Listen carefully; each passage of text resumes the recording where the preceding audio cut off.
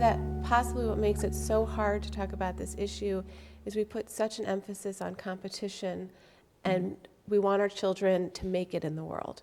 And they need to be a little tough to make it in the world. And you really brought that out with this mom who's trying with the best of intentions to help her child make it in the world, which means that we already start by tolerating bullying as something that's going to help make our kids stronger.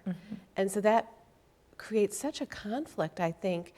You know, yes, you want to eradicate bullying, but you also want your children to be tough enough to make it on their own.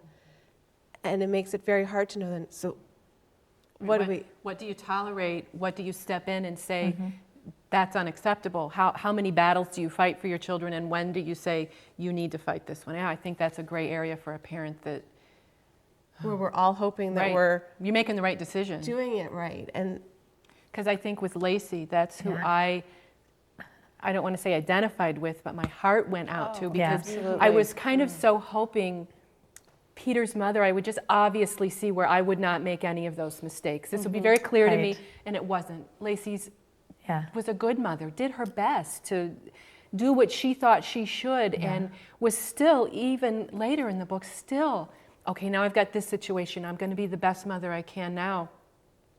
And yet it went wrong. Right.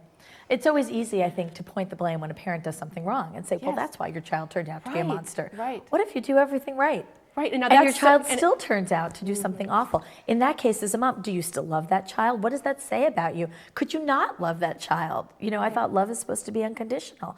All of those things make, for me, Lacey one of the most interesting characters in the book. She was the heart for me, and writing her was probably the hardest. But I think you're absolutely right. I think, you know, we walk a very fine line between what's healthy competition and what is dangerous competition. The other thing that you see, especially where I live, is some competitions are glorified by schools. You'll see the names of student athletes in papers, but the kids who are on the winning math team don't get identified by name. And I remember actually someone brought this up in a letter to the editor in my hometown, and the principal said, well, we don't want other kids who are not as proficient in math to feel as though they're lacking. But I thought, okay, well, what about the ones who can't kick a soccer ball?